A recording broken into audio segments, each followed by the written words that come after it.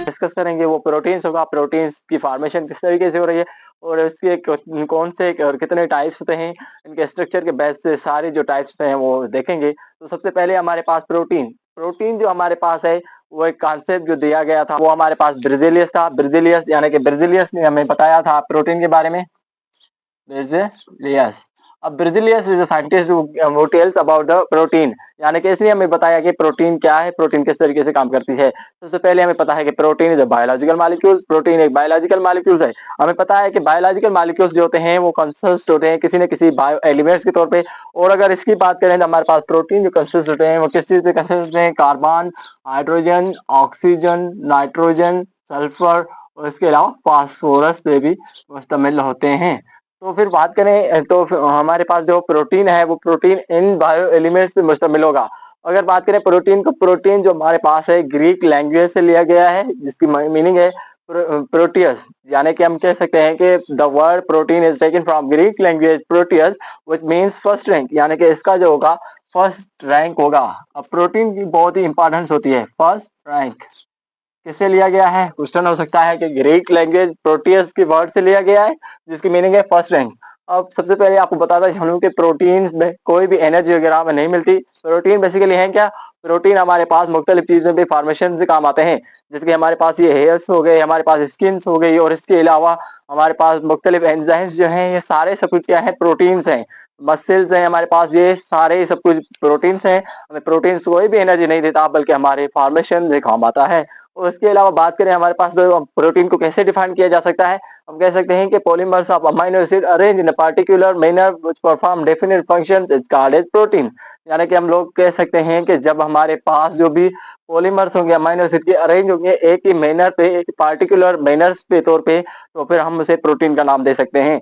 सबसे पहले प्रोटीन जो है हमारे पास वो उनमें से जो बांड होती है वो पेप्टाइड बांड होती है।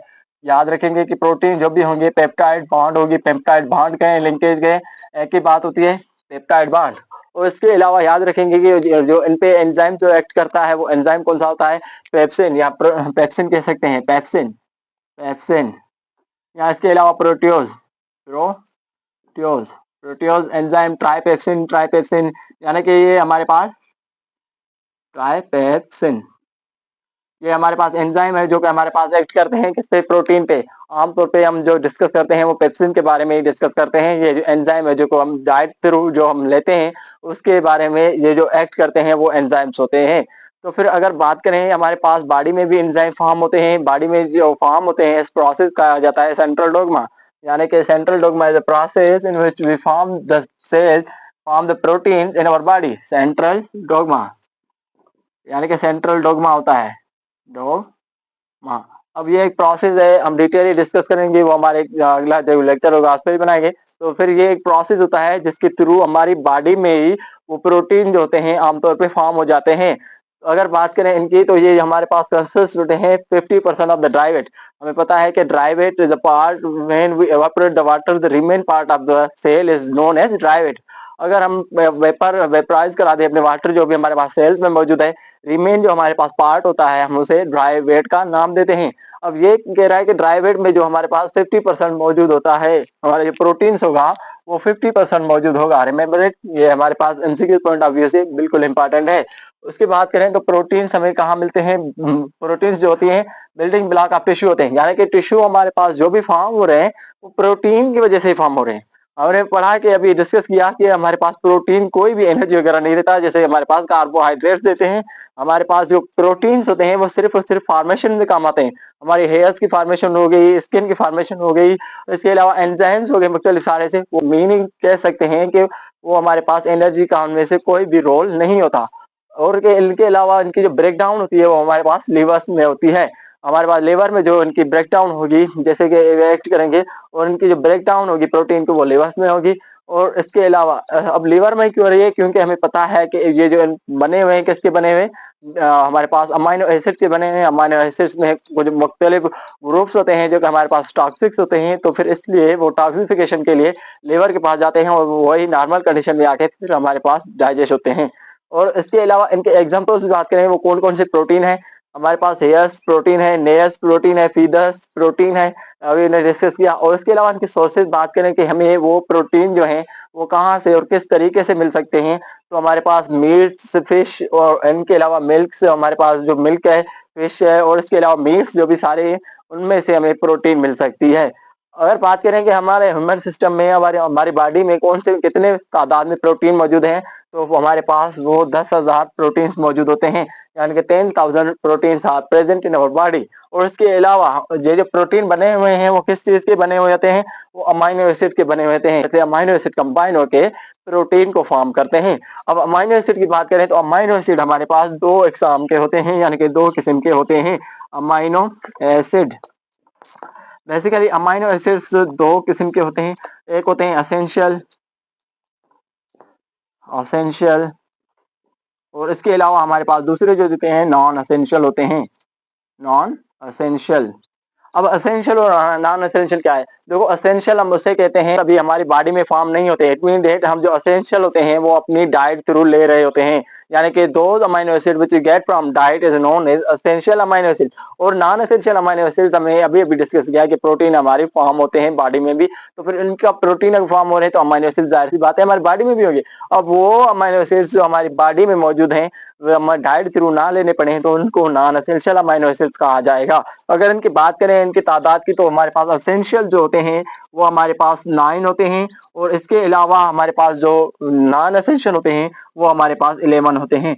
हमारे पास जो टोटल अमीनो एसिड की तादाद होती है याद रखेंगे वो 20 अमीनो एसिड्स होते हैं। ये हमारे पास अमीनो एसिड देखोगे ये हमारे पास मुख्तलिफ अमीनो एसिड जो भी हमारे पास है बड़ी तादाद में हमारी बॉडी में मौजूद है, यानी कि 11 amino acids are present in our body और जो हमारे 9 है वो हम अपनी डाइट के थ्रू लेते हैं। ये था अमीनो एसिड। अगर इसके अमीनो एसिड को देखेंगे, अमीनो एसिड बेसिकली है क्या? अमीनो एसिड एक ऑर्गेनिक कंपाउंड होता है जो कि कंसिस्ट होता है किस चीज़ पे?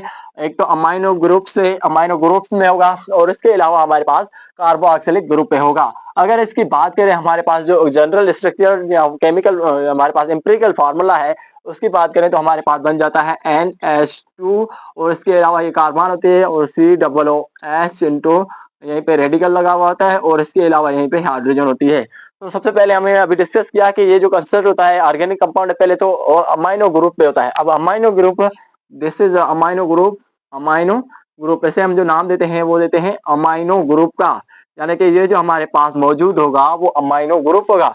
और इसके अलावा this one is a radical, ये हमारे पास रेडिकल होती है, इसे कह सकते हैं रेडिकल। और इसके अलावा ये जो हमारे पास COOH ग्रुप में है वो कार्बोक्सिलिक ग्रुप होता है, कार्बोक्सिलिक ग्रुप, कार्बोक्सिलिक ग्रुप। ये जो हमारे पास है वो कार्बोक्सिलिक ग्रुप होता है और इसके अलावा ये हाइड्रोजन में से बॉन्ड होती है। सबसे पहले हमारे पास अगर बात करें तो ये जो हमारे पास NH2 यानी कि अमाइनो ग्रुप जो है वो याद रखेंगे कि हमारे पास अमाइनो एसिड में बेस के तौर पे काम करता है और इसके अलावा ये जो कार्बोक्सिलिक ग्रुप है वो याद रखेंगे कि एसिड के तौर पे काम करता है। और याद रखेंगे कि हर एक अमाइनो एसिड में ये जो चीजें हैं जो हमारे पास अमाइनो ग्रुप है, कार्बोक्सिलिक ग्रुप है और ये जो कार्बन है और ये जो हाइड्रोजन है वो सेम ही रहती है एक्सपेक्ट इस चीज के, यानी कि रेडिकल के। अब radical basically one thing which change the amino acid from one another, यानी कि हम कह सकते हैं कि हमारे पास जो अमाइनो एसिड्स होते हैं वो चेंज होते हैं हमारे पास रेडिकल की चेंज होने से, यानी कि अगर रेडिकल चेंज ना हो तो अमाइनो एसिड सेम ही रहते। अब रेडिकल मुख्तलिफ होते हैं तो इसलिए वो अमाइनो एसिड जो होते हैं हमारे पास मुख्तलिफ हो जाते हैं, 20 अमाइनो एसिड हो जाते हैं। और अमाइनो एसिड जो सारे 20 अमाइनो एसिड होते हैं इनमें अमाइनो ग्रुप होता है, कार्बोक्सिलिक ग्रुप और कार्बन और इसके अलावा हाइड्रोजन होता है। इससे कार्बन को याद रखेंगे कि अल्फा कार्बन भी कहा जाता है क्योंकि यहीं पे अल्फा चार्ज होती है। This carbon is known as alpha carbon, exam point of view से तमाम इंपॉर्टेंट है। और इसके अलावा बात करें कि हमारे पास ये जो रेडिकल है, रेडिकल के चेंज होने से ही मुख्तलिफ हमारे पास अमाइनो एसिड बन रहे हैं। तो कुछ अमाइनो एसिड है जो हमने लिखे हैं ये पे।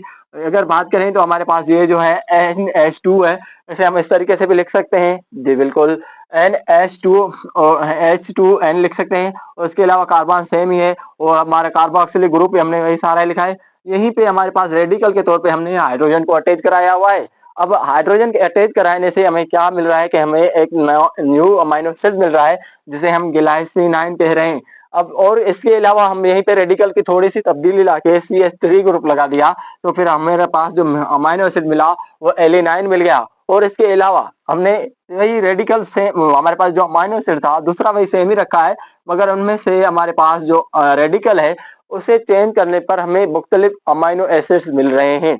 और इसके अलावा अगर इसकी बात करें तो हमने CH2OH ग्रुप से मिला के हमारे पास सेराइन बना दिया, यानी कि ये रेडिकल चेंज होने से हमारे पास अमाइनो एसिड भी चेंज हो चुका है।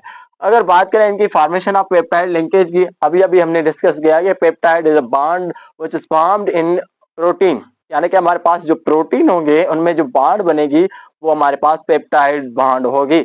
अब पेप्टाइड बॉन्ड कहें या लिंकेज कहें इज द सेम थिंग। अगर इसकी बात करें तो हमारे पास मुख्तलिफ अमाइनो एसिड जब हमारे पास कंबाइन होते हैं तो वहीं पे बनती है। अब देखो सबसे पहले इनका ही मिसाल लेते हैं। हमारे पास ग्लाइसिन हमारे पास मौजूद है। इसको अगर देखें तो मैं इसको इस तरीके से भी लिख सकता हूँ, बिल्कुल लिख सकता हूँ। हमारे पास जो हमारे पास H2N है, अब ज़ाहिर-सी बात है मैं यहीं पे हाइड्रोजन मुकम्मल कर रहा हूँ। अब क्या हो रहा है कि मैं हाइड्रोलाइसिस के दौरान यहीं पे जो है उसकी सहूलत खातिर कर रहा हूँ, वरना यही सेम थिंग है। और इसके अलावा यहीं पे कार्बन होगी, उसके अलावा यहीं पे हाइड्रोजन मैंने सेम ही लिखा और इसके अलावा इसको मैं इस तरीके से लिख सकता हूँ। जी बिल्कुल, ऐसा हो गया। ये हमारे पास जो कार्बन बेस पे थी, ये कार्बन उसके अलावा यहीं पे हाइड्रोजन अटैच है। ये हमारे पास क्या होगा ग्लाइसिन और प्लस में इसे ऐड करा रहा हूँ किस चीज़ को एलानाइन को। एलानाइन बेसिकली क्या है हमारे पास, हम इस तरीके से लिख सकते हैं, बिल्कुल लिख सकते हैं, विदाउट एनी डाउट ये लिख सकते हैं, ऐसे हो गया। और इसके अलावा हमारे पास ये जो कार्बन है, कार्बन सेम थिंग, कार्बन जो हमारे पास जो है वही लिखा। और इसके अलावा यहीं पे हमारे पास जो है हाइड्रोजन हाइड्रोजन लिखा और CH2 जो हमारे पास रेडिकल के तौर पे था CH3 हमने वही लिखा। और इसके अलावा हमारे पास जो ये ग्रुप है हम इसे इस तरीके से लिख सकते हैं, कार्बन के ऑक्सीजन के साथ डबल बॉन्ड और OH ग्रुप बनाएगा। अब बेसिकली हो क्या रहा है थोड़ा सा ध्यान देना। सबसे पहले हमारे पास एक प्रोसेस होता है कंडेंसेशन, जिसे हम डिहाइड्रेशन भी कहते हैं। वहीं पे क्या हो रहा है कि हमारे पास जो अमाइनो एसिड्स होते हैं, अमाइनो एसिड आपस में फॉर्म होके हमारे पास अमाइनो एसिड होते हैं या मोनोमर्स कहें तो मुख्तलिफ ग्रुप्स में मोनोमर्स होते हैं, तो वही कंबाइन होकर हमारे पास पॉलीमर्स बनाते हैं। अब यहीं पे भी ऐसा ही होगा, एक अमाइनो एसिड और दूसरा अमाइनो एसिड आपस में फॉर्म होके हमारे पास मुख्तलिफ अमाइनो एसिड फॉर्म करेंगे।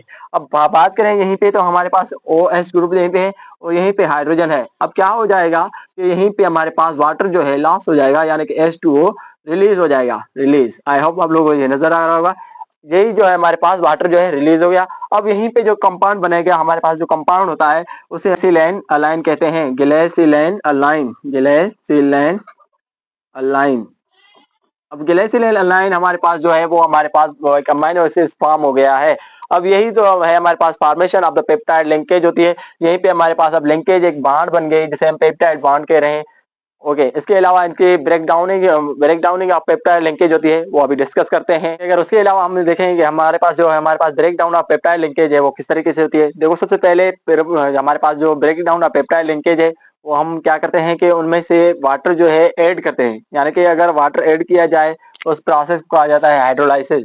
अब यानी कि यहीं पे हमारे पास ब्रेक डाउन किस चीज की हो रही है, पेप्टाइड लिंकेज की, by the process called as hydrolysis. Hydrolysis, अब इसमें से यानी कि हाइड्रोलाइसिस होगी। अब हाइड्रोलाइसिस किस तरीके से होगी, by the hydrolytic enzyme, by the hydrolytic enzyme, hydrolytic enzyme शामिल होंगे। उनमें से एंजाइम शामिल होंगे तो फिर उसमें से क्या होगा, हमारे पास ब्रेक डाउन होगी पेप्टाइड लिंकेज की। अगर हम सपोज करते हैं कोई हमारे पास एंजाइम उठाते हैं, हमारे पास या कोई ऐसा प्रोटीन है जो उठाते हैं, अगर प्रोटीन को जो है हम क्या करते हैं कि ब्रेक डाउन करते हैं into more than 10 amino acid, यानी कि कोई भी हमारे पास एक प्रोटीन है, अगर उसे हम more than 10 amino acid 10 amino acid से ज्यादा अगर हम ब्रेक डाउन कर लें तो उसको कहा जाएगा पेप्टोन। यानी कि पेप्टोन हम तब कहेंगे जब हमारे पास कोई प्रोटीन होगा, अगर उसे ब्रेक डाउन कर रहे हैं 10 अमाइनो एसिड तक वो ब्रेक डाउन हो रहा है तो फिर हम उसे पेप्टोन कहेंगे। अगर इस पेप्टोन को ही हम फर्दर हमारे पास क्या कर रहे हैं, हाइड्रोलाइसिस करा रहे हैं, यानी कि फर्दर से ब्रेक डाउन कर रहे हैं in small molecules of a few amino acid, यानी कुछ अमाइनो एसिड के बचे तादाद, उसको कहा जाएगा पेप्टाइड। पेप्टाइड यानी कि पेप्टोन अगर 10 अमाइनो एसिड हमारे पास है तो पेप्टोन, अगर उस 10 में से हम और ब्रेक डाउन कर रहे हैं और हाइड्रोलाइसिस करा रहे हैं तो हमारे पास वो बन जाते हैं पेप्टाइड। अब उसमें से sequence of amino acid next topic of हमारा जो हमारे पास दूसरा जो टॉपिक है वो सीक्वेंस ऑफ अमाइनो एसिड होता है। First of all sequence of amino acid की अगर बात करें तो हमारे पास सीक्वेंस ऑफ अमाइनो एसिड एक अहम होती है। इसमें से क्या होता है कि अगर कोई सीक्वेंस ऑफ अमाइनो एसिड में थोड़ा सा भी कोई अमाइनो एसिड अपनी प्लेस जो है वो चेंज कर लेता है तो उसमें से क्या होता है कि जो हमारे पास प्रोटीन है वो सही तरीके से परफॉर्म नहीं करता था, वो अपना काम सही तरीके से सरअंजाम नहीं कर पाता। तो सबसे पहले जो सीक्वेंस ऑफ अमाइनो एसिड थी वो हमारे पास एक साइंटिस्ट था एफ सिंगर नाम से, जिसने हमें ये सीक्वेंस दी थी, एफ सिंगर। अब एफ सिंगर ने बेसिकली किया क्या था, एफ सिंगर ने इंसुलिन पे एक्सपेरिमेंट किया था। इंसुलिन, अब बेसिकली इंसुलिन क्या है, हमारे पास प्रोटीन ही है। अब इंसुलिन पे जब इसने हमारे पास एक्सपेरिमेंट किया तो इंसुलिन के बारे में ऐसे बताया कि इसमें से जो अमाइनो एसिड की तादाद होती है वो 51 अमाइनो एसिड्स होते हैं। 51 अमाइनो एसिड होते हैं और उनमें से चेन जो होती हैं वो 2 चेन्स होते हैं, यानी कि 2 chains, insulin have 2 chains and 51 amino acids. और इसके अलावा इसने कहा कि हमारे पास जो एक चेन होगी उसमें से हमारे पास कितने होते हैं, 21 अमाइनो एसिड होते हैं। और जो दूसरी चेन होगी वो हमारे पास उसमें से 30 अमाइनो एसिड्स होंगे। टोटल हमारे पास 51 अमाइनो एसिड्स बन जाएंगे। वो जो चेन है हमारे पास, जो अमाइनो एसिड आपस में मिल रहे हैं वो पेप्टाइड लिंकेज या बाहर से मिले होंगे। और इसके अलावा हमारे पास जो 2 चेन्स आपस में हैं वो किस तरीके से मिले होंगे, वो डाइसल्फाइड बॉन्ड से बने होंगे। अब ये देख सकते हैं। अब इसमें से क्या हो रहा है कि ये एक चेन है जो कि हमारे पास 21 अमाइनो एसिड की बनी हुई है, और ये हमारे पास दूसरी चेन है वो हमारे पास 30 अमाइनो एसिड की बनी हुई है। अब 30 और 21 अमाइनो एसिड आपस में कंबाइन होकर 51 अमाइनो एसिड बना रहे हैं। और ये जो बॉन्ड है, यहीं पे मैंने शो किया हुआ है कि हमारे पास डाइसल्फाइड बॉन्ड होती है। डाइसल्फाइड बॉन्ड की वजह से ये हमारे पास ये जो एक चेन है दूसरी चेन से कंबाइन होती है। और ये जो हमारे पास अमाइनो एसिड आप देख रहे हैं, ये अमाइनो एसिड आपस में पेप्टाइड लिंकेज के थ्रू कंबाइन होते हैं। और इसके अलावा इसने और एक्सपेरिमेंट किया होमोग्लोबिन पे ऊपर, होमोग्लोबिन। अब बेसिकली हीमोग्लोबिन हमारे पास कैरी करती है ऑक्सीजन को, हमें पता है। और इसने बताया कि हीमोग्लोबिन में भी हमारे पास अमाइनो एसिड होते हैं, basically haemoglobin is also protein. और इसके अलावा इसने बताया हमें कि हीमोग्लोबिन में 574 अमाइनो एसिड्स होते हैं, 574। और इसने हमें ये भी बताया कि हमारे पास जो उसकी चेन्स होती हैं वो हमारे पास 4 चेन्स होती हैं, यानी कि 574 amino acid are present in haemoglobin and have a 4 chains. और इसमें से हमारे पास जो चेन्स होती हैं वो 4 चेन्स होती हैं। 2 हमारे पास अल्फा होती हैं, अल्फा चेन्स, 2 अल्फा चेन्स। और इसके अलावा 2 हमारे पास क्या होती हैं, बीटा चेन्स होती हैं। और याद रखेंगे कि हर एक अल्फा चेन हमारे पास क्या करती है, 141 अमाइनो एसिड्स कैरी करती है। और इसके अलावा हर एक बीटा चेन हमारे पास 146 अमाइनो एसिड्स कैरी करती है। अब ये जो हमारे पास वो होता है, रेशियो होता है इसका। और इसके अलावा ये जो स्ट्रक्चर है आप देख रहे हैं, ये सीक्वेंस ऑफ अमाइनो एसिड है। अगर इस सीक्वेंस ऑफ अमाइनो एसिड में हमारे पास specific sequence of amino acid है, यानी कि कोई भी अगर अमाइनो एसिड किसी भी अपने स्पेस से तब्दील होकर किसी दूसरे अमाइनो एसिड की रिप्लेस करता है, तो फिर उसमें से जो हमारे पास प्रोटीन होता है वो हमारे पास सही तरीके से काम परफॉर्म नहीं कर पाता। और इसके अलावा अगर बात करेंगे सीक्वेंस ऑफ अमाइनो एसिड किस पर डिटरमाइन की जाती है, बाय द जीन्स, यानी कि हमारे पास जो जीन्स होते हैं हमारी बॉडी में, उनसे डिटरमाइन की जाती है कि कौन सी सीक्वेंस किस तरीके से होनी चाहिए। और sickle cell anaemia is a basically disease name which occurs by the haemoglobin, यानी कि एब्नॉर्मलिटी ऑफ हीमोग्लोबिन की वजह से जो हमारे पास सिकल सेल एनीमिया है वो बीमारी होती है, डिजीज होती है by the abnormality of haemoglobin. अब बेसिकली इसमें से होता क्या है कि हमने हीमोग्लोबिन के बारे में डिस्कस किया कि हमारे पास 574 अमीनो एसिड होते हैं हीमोग्लोबिन में। तो इसमें से क्या होता है कि वो जो चेन्स होती हैं 4 चेन्स पे बेसिकली मुश्तमिल होता है। तो फिर अमीनो एसिड की जो सीक्वेंस होती है उसमें से थोड़ी-सी तब्दीली आ जाती है। वैसे सबसे पहले इनमें जो 6th जो नंबर होता है हमारे पास गिलेटिक एसिड जो है हमारे पास वो रिप्लेस कर जाता है। अब दूसरी जो सीक्वेंस है, अब ये जो पहली सीक्वेंस है आप देख रहे हैं ये कि नॉर्मल में है, और ये जो हमारे पास है म्यूटेट में है, यानी कि इसमें से तब्दीली आई है। और उसमें से तब्दीली कैसे आई है, जो हमारे पास गिलेटिक एसिड है वो जो है उसमें से जो हमारे पास मिलेट में है उसमें से ये जो है विलाइन रिप्लेस कर जाता है। और विलाइन जो रिप्लेस कर जाता है उसमें से एक बीमारी हो जाती है जिसे हम सिकल सेल एनीमिया कहते हैं। अब बेसिकली इसमें होता क्या है कि हीमोग्लोबिन हमारे पास कैरी करता है ऑक्सीजन को, जो कि वो नॉर्मली कैरी नहीं कर पाता, उस वजह से उस पर्सन की डेथ हो जाती है। तो फिर ये है इसकी सीक्वेंस ऑफ अमीनो एसिड की सिग्निफिकेंस, यानी कि इतनी अहमियत है। अगर कोई भी एक अमीनो एसिड उसमें से प्रोटीन में से रिप्लेस कर जाता है, कहीं अपनी जगह तब्दील कर लेता है, तो उसमें से उस प्रोटीन जो है सारा प्रोटीन सही तरीके से काम परफॉर्म नहीं कर पाता। उसके अलावा अगर क्लासिफिकेशन ऑफ प्रोटीन को देखा जाए तो हम 3 तरीके से क्लासिफिकेशन ऑफ प्रोटीन करते हैं। बेसिकली हमारे पास फर्स्ट वन इज शेप्स, हम शेप की बुनियाद पे करते हैं और स्ट्रक्चर के बुनियाद पे करते हैं, और इसके अलावा फंक्शन की बुनियाद पे करते हैं। अगर बात करें शेप की बुनियाद पे आप लोगों ने हमने भाई पढ़ा होगा कि प्राइमरी, सेकेंडरी, टर्शियरी और क्वाड्रिनरी, वो चीजें हमारे पास इसमें से आ जाती हैं, यानी कि फाइब्रस प्रोटीन और globular protein. There are 2 types of shapes according to the protein. हम प्रोटीन को देख के हम 2 कैटेगरीज में से डिवाइड करते हैं शेप की बुनियाद पे। यानी कि हमारे पास first one is a fibrous protein. Basically fibrous protein हमारे पास टू डायमेंशनल होती हैं, टू डायमेंशनल। और ये हमारे पास second one is globular protein which is in three dimensional. हमारे पास ये जो होगी थ्री डायमेंशनल होगी। और इसके अलावा हमारे पास जो ये जो होंगे फाइबर प्रोटीन होंगे, वो हमारे पास लार्ज फाइबर्स प्रोटीन होंगे। और ये जो हमारे पास ये जो है स्पेरिकल होंगे ग्लोबुलर प्रोटीन। और ये जो हमारे पास सेकेंडरी प्रोटीन होंगे, यानी कि हमारे पास जो हमने जिक्र किया प्राइमरी सेकेंडरी टर्शियरी क्वार्टरनरी, तो फिर ये हमारे पास सेकेंडरी प्रोटीन्स होंगे। और इसके अलावा ये जो होंगे इनसॉल्युबल होंगे किस चीज में, वाटर में, यानी कि वाटर में हमारे पास इनसॉल्युबल होते हैं। जैसे हमारे पास हेयर्स हो गया, मुख्तलिफ चीजें हो गई। उसके अलावा हमारे पास नेल्स हो गए, स्किन हो गई, ये हमारे पास जो होते हैं इनसॉल्युबल होते हैं इन वाटर। वो किस चीज में है, वो हमारे पास और तो होते हैं और क्रिस्टलाइन नॉन क्रिस्टलाइन होते हैं, उनका कोई क्रिस्टलाइन नहीं होता। और इलास्टिक इन नेचर होते हैं, यानी कि वो लचकदार भी होते हैं। और इसके अलावा perform structural role in the cells and organisms. वो जो क्या करते हैं, हमारे पास जो फाइब्रस प्रोटीन होते हैं वो परफॉर्म करते हैं ऐसे तरीके से, जो हमारे पास स्ट्रक्चरल रोल परफॉर्म करते हैं सेल्स को, लिविंग ऑर्गेनिजम्स में। बेसिकली उनका अगर मिसाल देखें तो स्किन में हमारे पास प्रोटीन है, वो जो है फाइब्रस प्रोटीन है। उसके अलावा स्पाइडर वेब हो गया, माइसिन हो गया, माइसिन बेसिकली प्रेजेंट इन स्किन। और इसके अलावा केराटिन हो गया, केराटिन जो हमारे पास मसल्स हैं। और उसके अलावा हमारे पास जो ये चीजें हैं नेल्स हैं, वो बेसिकली इसमें से केराटिन प्रोटीन मौजूद होता है। ये हमारे पास जो मसल्स और हेयर्स ये वगैरह जो है माइसिन प्रोटीन है, वो हमारे पास किस चीज में आता है, शेप के हवाले से फाइब्रियस प्रोटीन में आ जाता है। और इसके अलावा अगर बात करें हमारे पास second one is globular protein. वो पहली बात तो हमने डिस्कस किया कि स्फेरिकल होता है। और वो जो होते हैं वो जो हमारे पास होते हैं टर्शियरी होते हैं, क्वाड्रिनरी होते हैं इन स्ट्रक्चर की बुनियाद पे। और जो ये होते हैं सॉल्युबल इन एसिडिक बेस होते हैं, यानी कि एसिडिक बेस अल्कोहल में वो सॉल्युबल होते हैं। और इसके अलावा दे कैन क्रिस्टलाइज, यानी कि वो क्रिस्टलाइज हो सकते हैं। याद रखें कि ये क्रिस्टलाइज नहीं नहीं थे, ये नॉन क्रिस्टलाइन थे, बट ये क्रिस्टलाइज हो सकते हैं। और इसके अलावा वर्क करते हैं किसके तौर पे, एंजाइम के तौर पे, यानी कि सारे जो एंजाइम है वो क्या है, ग्लोबुलर प्रोटीन है। और ये जो एंटीबॉडी के तौर पे भी काम करते हैं, वो एंटीबॉडीज जो भी होंगी वो कहाँ पे आएंगी, ग्लोबुलर प्रोटीन में आएंगी। हमारे पास होमोग्लोबिन, होमोग्लोबिन आंसू और ग्लोबुलर प्रोटीन